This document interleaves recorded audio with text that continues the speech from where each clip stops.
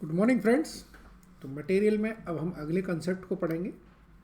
ये कंसेप्ट है material storage and material records. Friends, ये सब थ्योरेटिकल कॉन्सेप्ट हैं, मैंने पहले ही समझाया है। इनको आपको थोड़ा सा पढ़ने से ये एक ब्रीफ आइडिया हो जाएगा कि ये चैप्टर क्या कहना चाह रहा है। ठीक है, चलिए तो अब हम पढ़ते हैं material storage and record. So proper storing of material is of prime importance. It is not enough only to purchase material of the required quantity. If the purchased material subsequently deteriorates in quality because of bad storage, suppose करो आपने material तो खरीद लिया लेकिन आपने उसे store room में ना रख के ओपन फील्ड में रख दिया, मैदान में रख दिया, तो उसमें क्या होगा, बारिश वगैरह से वो मटेरियल ख़राब हो जाएगा। और जब मटेरियल ख़राब होगा तो फिर वो जो प्रोडक्ट बनेगा वो भी ख़राब बनेगा। ठीक है, so the loss is even more than what arise from the purchase of bad quality of material. So apart from preservation of quality, the storekeeper also ensure safe custody of material. It should be the function of the storekeeper that right quantum of material always should be available in the stock. Right quantum मतलब कितनी quantity चाहिए वो हमेशा store में होनी चाहिए। सो अब यहाँ पर आ जाता है स्टोर कीपर का रोल। स्टोर कीपर का क्या रोल है ये समझिए। ड्यूटीज़ ऑफ स्टोर कीपर में जनरल कंट्रोल ओवर स्टोर, उसके पास स्टोर का पूरा कंट्रोल होना चाहिए। Safe custody of material, maintaining record, initiate purchase requisition. जब स्टोर कीपर के पास मटेरियल MRN आती है, मटेरियल रिक्विजन नोट्स आती है, और अगर उसके पास मटेरियल नहीं है तो उसकी ड्यूटी बनती है कि वो जाके PRN परचेज रिक्विजन इशू करे जिससे परचेज मटेरियल हो सके। Minimum adequate level of stock, जितना भी आपका मिनिमम स्टॉक है वो आपके सिस्टम में होना चाहिए। Issue of material, store keeper material issue करेगा on the basis of material issue requisition notes. And stock verification and reconciliation करेगा। जो आपका फिजिकल स्टॉक है उसको अपने रिकॉर्ड से रिकन्साइल करेगा कि सारा स्टॉक हमारे एज पर हमारे रिकॉर्ड है कि नहीं है। फिर आ जाते हैं यहाँ पर स्टॉक रिकॉर्ड। ये हमारे लिए तो एक हमारी आ गई। अब स्टोरेज में जो कॉन्सेप्ट आए हैं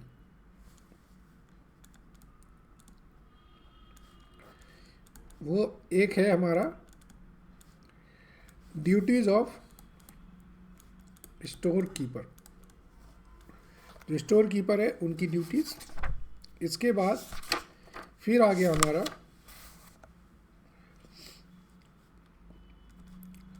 स्टोर रिकॉर्ड। स्टोर रिकॉर्ड में 3 रिकॉर्ड इन्होंने बताए हैं। एक है बिन कार्ड, दूसरा है हमारा स्टोर कंट्रोल कार्ड, और तीसरा हमारा स्टोर लेजर। बिन कार्ड कोई नहीं है, एक आपकी जो बिन होती है ना, बिन का मतलब है जो ड्रॉ, आप समझ लीजिए ड्रॉ है।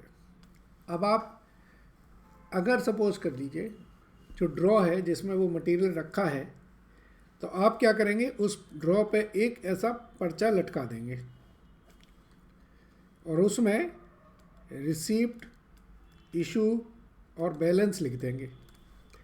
तो जिस दिन रिसीट आएगा उस दिन आप रिसीट की एंट्री डाल देंगे, जिस दिन इशू किया उस दिन इशू कर देंगे। तो क्या है, ड्रॉ खोलने के पहले आपको ये पता होगा कि इस ड्रॉ में कितना मटेरियल है। समझ गए? चलिए पढ़ते हैं। Bin card, it is a quantitative record of inventory which shows the quantity of inventory available in the particular bin. Bin refers to the box, container, space available where material are kept. Card is placed with each of bin to record the detail of material like receipt, issue and return. Now store control card क्या है? It is also a quantitative record of inventory maintained by store department for every item of material. बिन जो है वो बनाया जाता है draw के लिए, अगर, और जो स्टोर कंट्रोल कार्ड है वो बनाया जाता है हर आइटम के लिए। It is a record which shows the overall inventory position in store, recording issue, receipt, it return in and order given. ठीक है, सो एडवांटेज क्या है ये देखें। Advantage and disadvantage of win cards. There would be fewer chances of mistake being made as entry are made at the same time as good received or issued. जैसे ही आपने card draw खोली उसमें से material निकाला और उसी की entry कर दी, जैसे मटेरियल आया उसमें आपने डाल दी।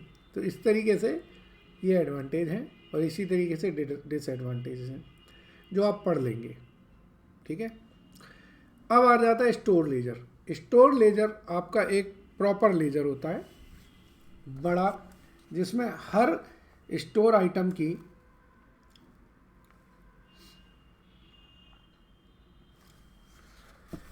a store ledger is maintained record of both quantity and cost of the material received, issue and those in stock. It is being a subsidiary ledger to the main cost ledger. It is maintained by the cost accounting department. The source document for posting the ledger are goods received note and material requisition notes. The first two forms of the records are quantity received, issue and note. And the third is value of receipt. मतलब store laser में आपकी value भी चढ़ाई जाएगी। सो store laser आपका एक तरह से एक प्रॉपर फॉर्मेट होता है। यहाँ पर आप इसमें लिखते हैं डेट, यहाँ पर लिखते हैं रिसीप्ट, यहाँ पर इशू और यहाँ पर बैलेंस। फिर इसमें quantity, rate, amount, quantity, rate, amount, quantity, rate, amount. तो ये सारे स्टोर लेजर में तीनों कॉलम भरे जाते हैं। अगर सिर्फ क्वांटिटी क्वांटिटी क्वांटिटी हो जाए तो ये हमारा बिन कार्ड बन जाएगा। ठीक है ना। चलिए, सो ये बिन कार्ड और स्टोर लेजर में डिफरेंस है। It is maintain by the store keeper, it is maintain by the cost department. Store laser कौन डिपार्टमेंट बनाता है? Cost department. It contains only quantitative detail. It contains both quantity and value. फिर है entries are made when transaction take place. It is always posted after the transaction. Each transaction is individually posted.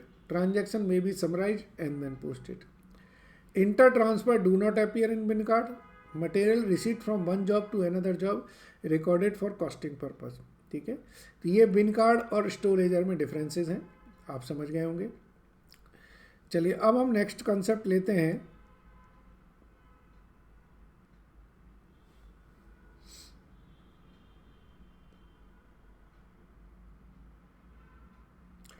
ये concept है हमारा material issue process. ठीक है, material issue. अभी हमने storage पढ़ा, अब मटेरियल इशू पढ़ते हैं। मटेरियल इशू प्रोसेस में क्या होगा? मटेरियल इशू करना है तो मटेरियल इशू कब होता है? जब आपका MRN आता है, मटेरियल रिक्विजिशन नोट्स आता है। तो जब मटेरियल रिक्विजिशन नोट्स होगा उस पर वो बेसिकली वो डिपार्टमेंट या प्रोडक्शन वाले ने बोला होगा कि इतना मटेरियल इशू कर दीजिए। So issue of material must not be made except under proper authorise per slips.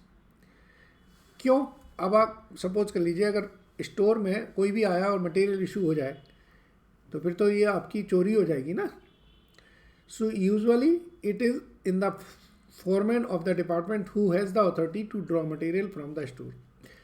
Issue of material must be made on the basis of first in first out, that is out of the earlier lots in hand, वो पहले issue की जाए। If care is not exercised, quality of earliest stock may be deteriorated.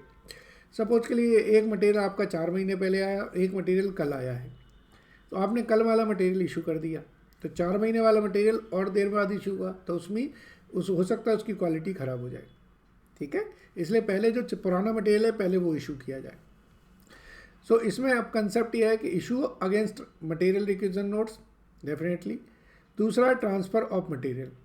Surplus material arising on a job और other units of production may some be time be unusable और suitable for transfer to store because of its bulk quantity. It may however be possible to find some alternate use for some material by transferring to some other job. So it must be stressed that generally transfer of material from one job to another is irregular, if not proper insofar it is conducive to correction, allocation and control of cost of jobs.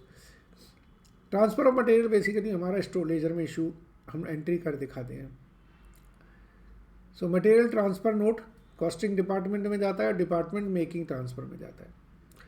तीसरा आता है return material. जब material वहाँ पे हमने issue किया है और फिर वो मटेरियल वहाँ पर यूज़ नहीं हो रहा है तो वो मटेरियल रिटर्न हो जाएगा, तो वो स्टोर लेजर में चढ़ जाएगा। ठीक है, तो स्टोर शॉप क्रेडिट नोट जो है वो आपका स्टोर रूम में जाएगा, कॉस्टिंग डिपार्टमेंट में जाएगा और उस डिपार्टमेंट जो आपको वापस कर रहा है उसके यहाँ जाएगा। ठीक है ना फ्रेंड्स। अब हम अगला कॉन्सेप्ट पढ़ते हैं। वो कॉन्सेप्ट हमारा है valuation of return and shortage. ठीक है, इंपॉर्टेंट कॉन्सेप्ट है, समझिए। Valuation of material return to vendor. जो मटेरियल हमने वेंडर को रिटर्न किया है तो डेफिनेटली हम उस प्राइस पे करेंगे जिस प्राइस पर हमने खरीदा है। So material which do not meet the quality and other specification are considered to be unfit for production and are usually returned to the vendor. These material can be returned to the vendor before they are sent to the store. In course of material reaches store and then are notice of a substandard quality, then also they can be returned. The price of material to be returned to the vendor should include its price, invoice price plus freight, receiving handling charges. Strictly speaking, material returned to the vendor should be returned at the store ledger price and not at the invoice price. ध्यान रख दीजिए ये क्या कहना चाह रहे हैं। Suppose करिए हमारे यहाँ मटेरियल आया, तो हमारे यहाँ मटेरियल आया तो हमने उस मटेरियल में इसकी जो परचेज प्राइस है प्लस उसमें हमने फ्रेट इनवर्ड जोड़ा प्लस हमारे और भी जो खर्चे हैं, तो हमारी जो स्टोर की प्राइस है, यूनिट प्राइस है, वो बढ़ जाती है। तो वो ये कहना चाह रहे हैं कि अगर आप मटेरियल स्टोर से वापस कर रहे हैं या आप जहाँ से भी वापस कर रहे हैं तो आपकी जो पर यूनिट कॉस्ट आ रही है वो पूरी प्राइस जोड़ें, ना कि इनवॉइस प्राइस जोड़ें। ठीक है, but in practice invoice price is only considered. The gap between the invoice price and store price is charge as a overheads. In store ledger the defective और sub standard material are shown in issue column and rates shown in the ledger, and then difference between issue price and invoice cost is debited to inventory adjustment account। मतलब practically तो ऐसा होना चाहिए कि आपकी जो cost है उस पर जाए, बट जो वेंडर है वो नहीं मानता है तो फिर हम उसे इनवॉइस प्राइस पे एंट्री कर देते हैं। दूसरा है valuation of material return to store. जो मटेरियल हमारा स्टोर पे रिटर्न हो रहा है तो वो उस प्राइस पर रिटर्न होगा जिस प्राइस पे उसे इशू किया था। So when material requisition for a specific job are found to be in excess of the requirement, they are returned to the store. There are two ways of treating such return. Such return are entered in the receipt column at the price at which they were originally issued. ठीक है, and the material are kept in suspense to be issued at the same price against the next question, next requisition.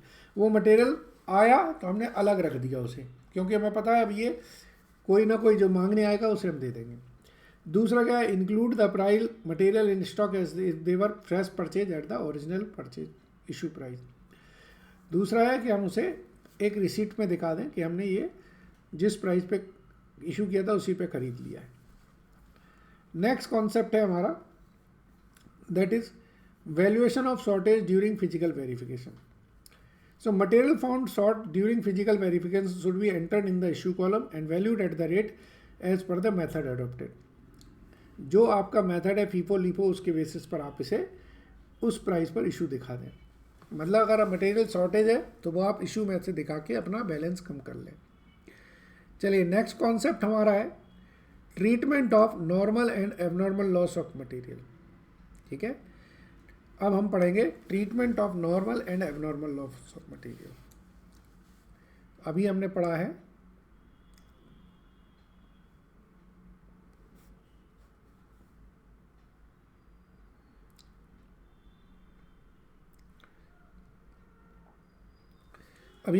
Valuation of return and shortage.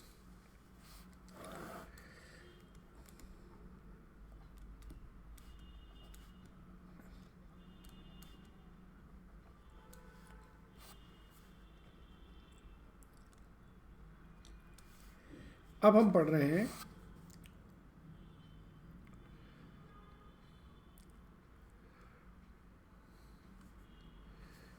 Treatment of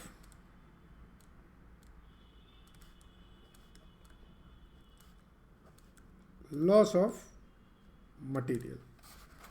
ठीक है,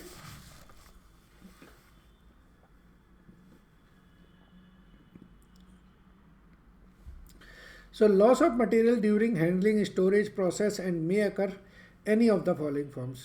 देखिए कौन कौन सी losses हो सकती हैं। एक होती है waste, scrap, spoilage, defectives, obsolescence. Friends ये बहुत ही इंपॉर्टेंट कंसेप्ट है, इसको हम अलग से इसका लेक्चर रिकॉर्ड करेंगे। Thank you.